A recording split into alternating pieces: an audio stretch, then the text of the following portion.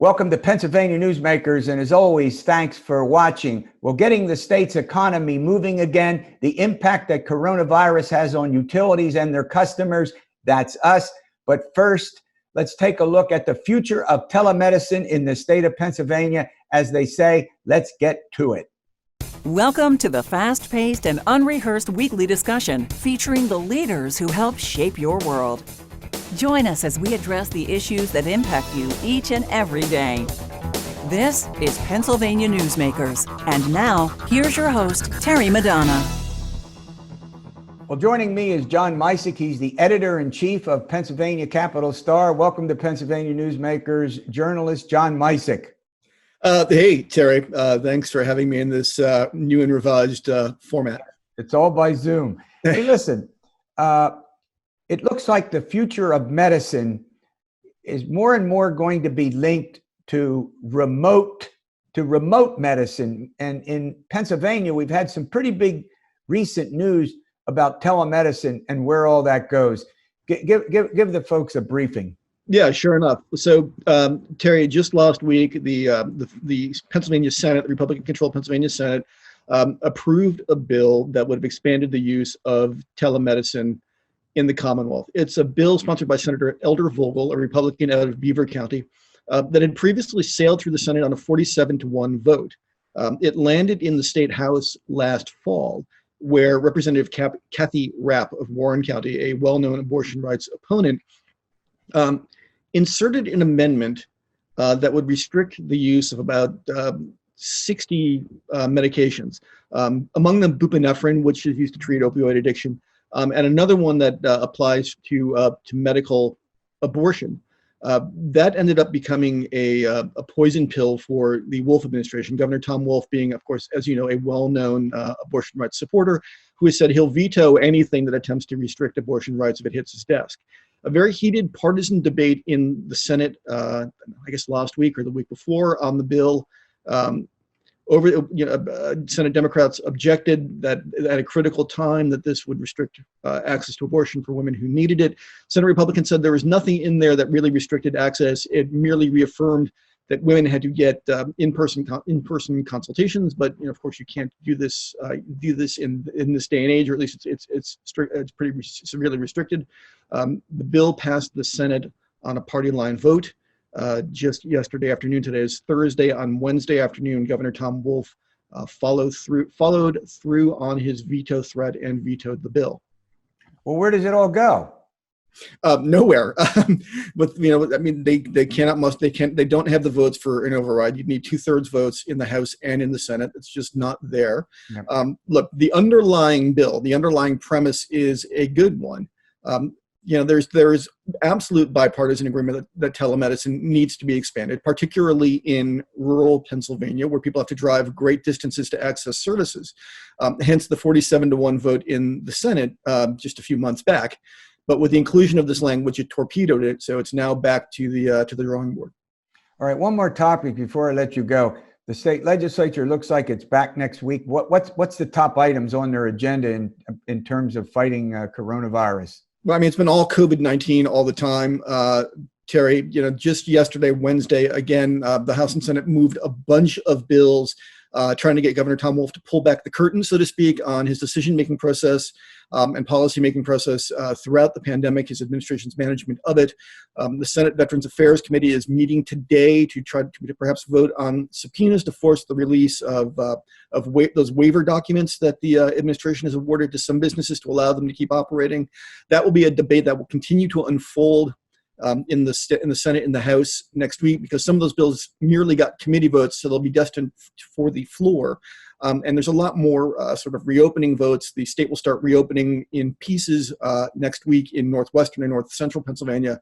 So that's going to be sort of the unfolding and continuing debate. All right, John, look, I want to thank you for coming on. You're always welcome, and you'll keep the folks in our state updated on a lot of important activities that go on. And I'll mention politics as well as government, which you do quite well. We'll have some of that again, perhaps. But thanks, Terry. Stay well. All right, coming up, how about this? Getting the state's economy moving again. A guy named Bob Latham joins us. We're going to have a great time talking about a very important subject. Back in a moment.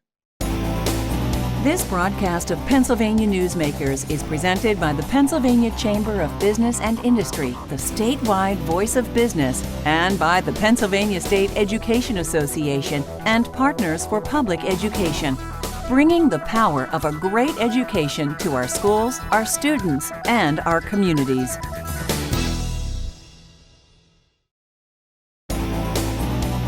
This broadcast of Pennsylvania Newsmakers is brought to you by the Pennsylvania Highway Information Association, the go-to source to learn about transportation projects and issues.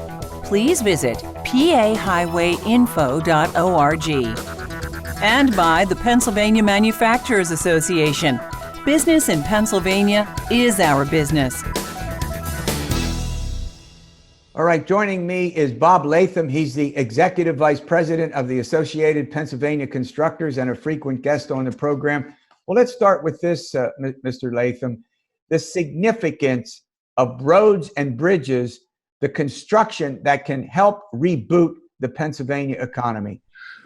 Well, interestingly enough, the other day I was able to participate in a conference call with U.S. Secretary Elaine Chao, and she made this very point that the recovery from the pandemic is going to be dependent upon a good highway system.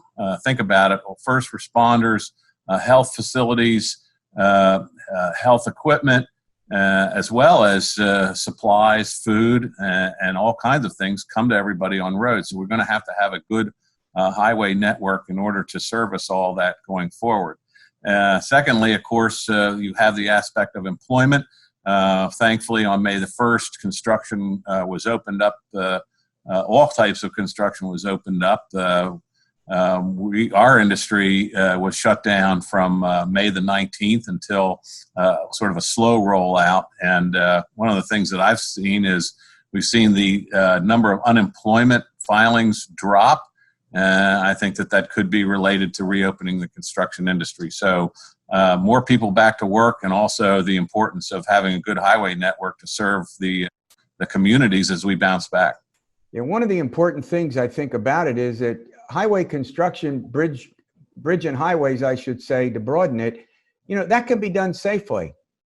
You're the expert.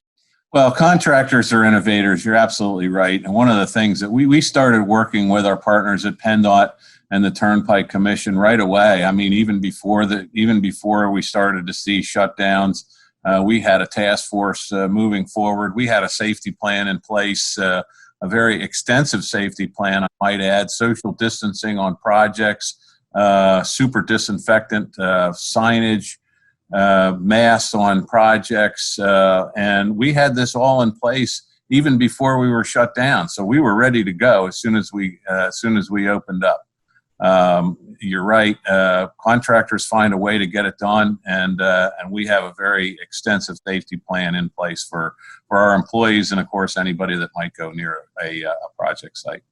Yeah, one of the more important aspects of this also is the effect that the shutdown has had on the finances, the financial aspects of the folks who perform, road and bridge construction in the state. We've talked about over the last couple of months, and other commentators have as well, the significance of the impact that it's having on a whole variety of important aspects of our economy, whether it's hospitals, whether it's public schools, we can go through.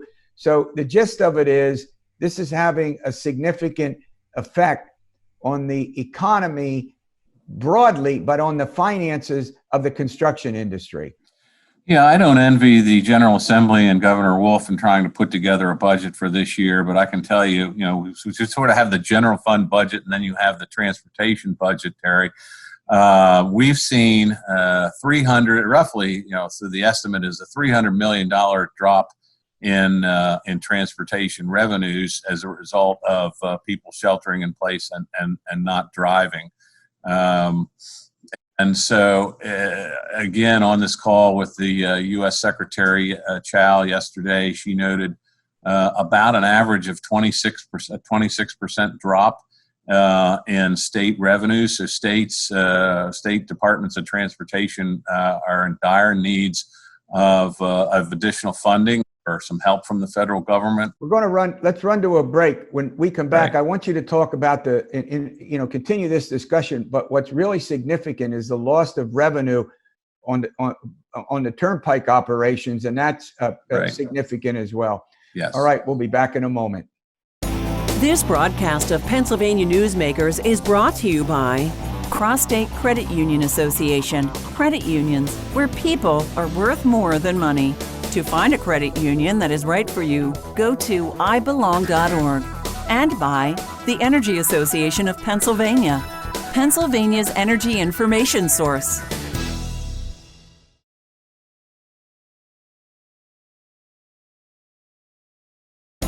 This broadcast of Pennsylvania Newsmakers is brought to you by the Association of Pennsylvania State College and University Faculties, representing the faculty and coaches who are devoted to providing quality public higher education for Pennsylvania's college students.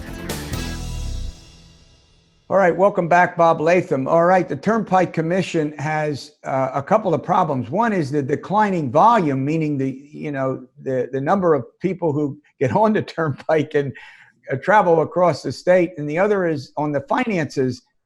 Talk about that. Well, the Turnpike had a problem before this whole pandemic business started. The Act 44, as we call it, required them to provide about $400 million to public transit per year. That was kind of coming to a cliff here in 2022, and finding a solution to that was something that we were going to be wrestling with the General Assembly. So enter the pandemic, enter the shutdown, and you're seeing a 46% drop in ridership, I guess, if you will, on the Turnpike. So their toll revenue has been devastated, in addition to the debt service that they have to have. So many problems facing the Turnpike there. AAA has noted that gasoline sales are off 50%. A portion of that went to the Turnpike as well. So we are in no shortage of issues as far as funding is concerned with transportation and with highways here in Pennsylvania. One of the things that concerns us is, how are we going to fill the general fund? What is that going to be in terms of an impact on transportation? As we've talked about many times on this show, Terry, we have a situation where we're taking about $700 million a year in gas tax revenues already, and putting it over into the general fund. So when you start to see a drop off in gas tax revenue, if you will, for highways, that could be exacerbated. We're going to be obviously advocating very hard that the motor license fund not be sort of the bank for the general fund. Now, a couple of potential bright things on the horizon. At the national level, there is talk about bailing out the states, and I guess also positive for the Turnpike. Public transit received quite a boost from the first stimulus, I guess, federal stimulus bill, if you will. So I think in terms of particularly our major systems here in Pennsylvania, they have operating funds throughout, at least through the end of this year. So Congress did step up for public transit, for airports, and we're advocating that they do the same for departments of transportation for their highway program as well. Well, as we shift to Governor Wolf's program, it starts out as red and then yellow and then green. It looks like folks will get back on the road and do some traveling again. As always, thanks for coming on the program and providing your insights. My pleasure. Thanks for having me. All right, coming up, utilities, the impact that COVID-19 has on utilities and their customers. As I said at the opening, that's us. We'll do that in a moment. This broadcast of Pennsylvania Newsmakers is brought to you by the Pennsylvania Medical Society. Inspired physicians committed to the good health of Pennsylvanians and the advancement of the practice of medicine. And by the Pennsylvania Healthcare Association, the future of long-term care. All right, I'm happy to welcome the president of the Energy Association of Pennsylvania, Terry Fitzpatrick. Welcome to the program, Terry.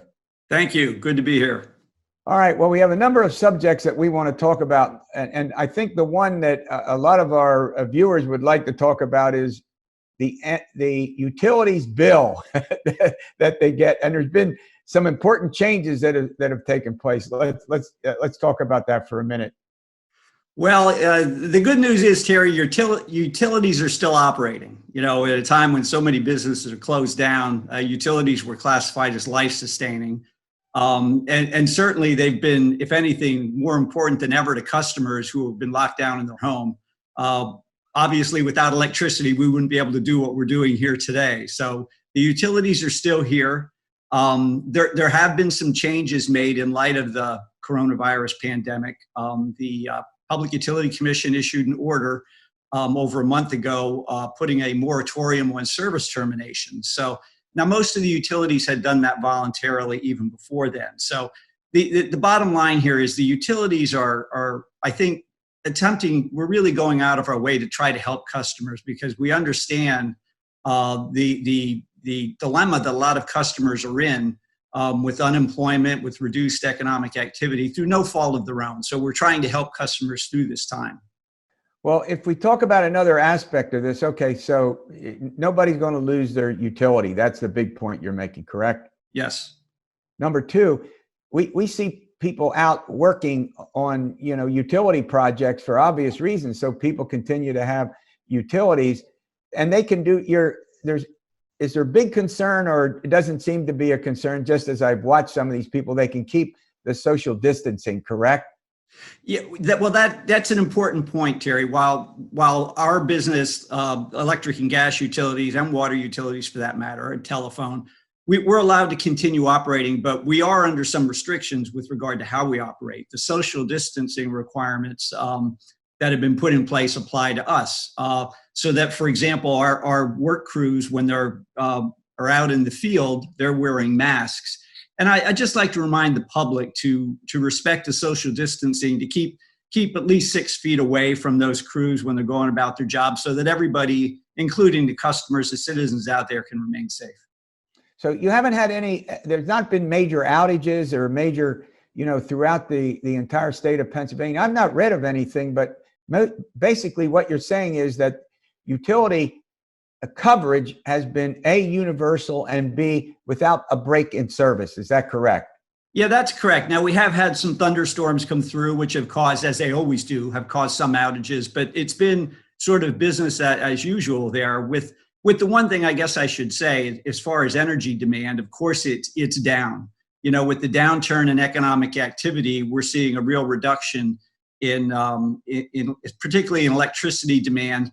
And we don't know how long that'll go on, but that has a lot of ramifications too. Yeah, and utilities have also been working with their communities, providing some what I'll call hardship monies to help sustain the economy and sustain, individuals, correct? Yeah, that's correct, Terry. And making utilities already have a lot of programs to help customers who are struggling to pay their bills. In some cases, we're making tweaks to those programs in light of what we expect to be a pretty significant influx of people into the programs, but they're already there.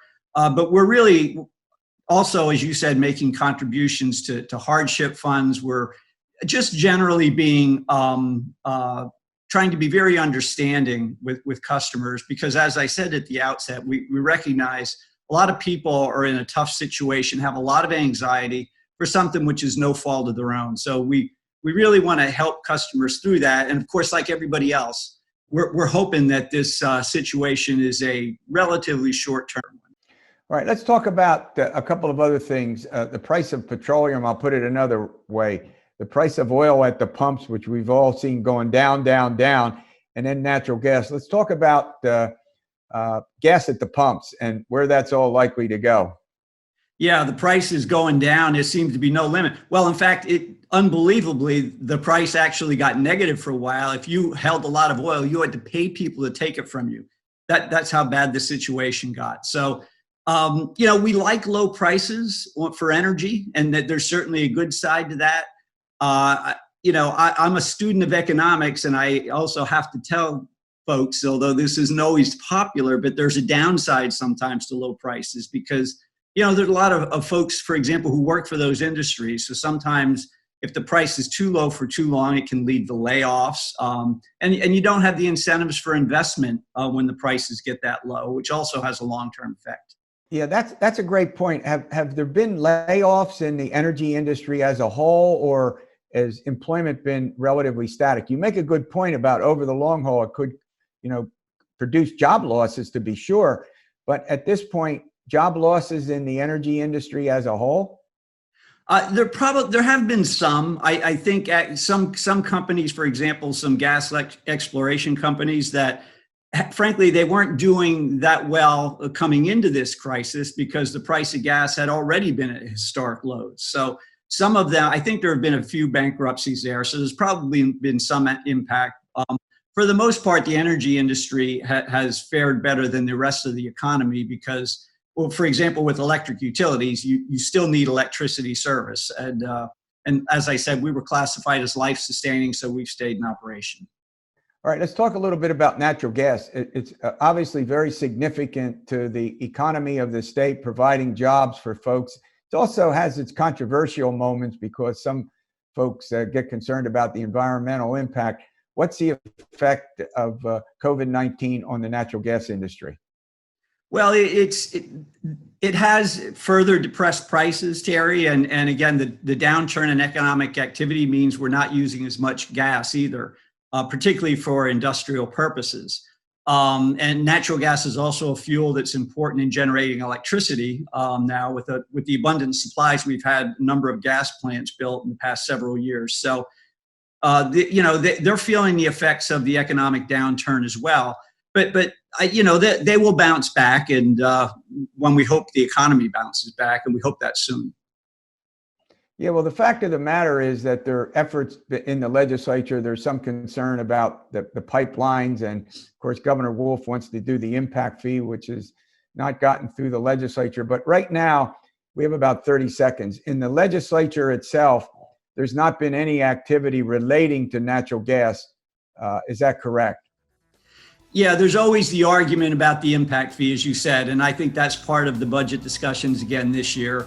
But I think everybody I think generally, maybe not everybody, but I think there's been a pretty good record in this state of taking a balanced approach to natural gas. You can take the impact fee, but nobody's trying to shut the industry down.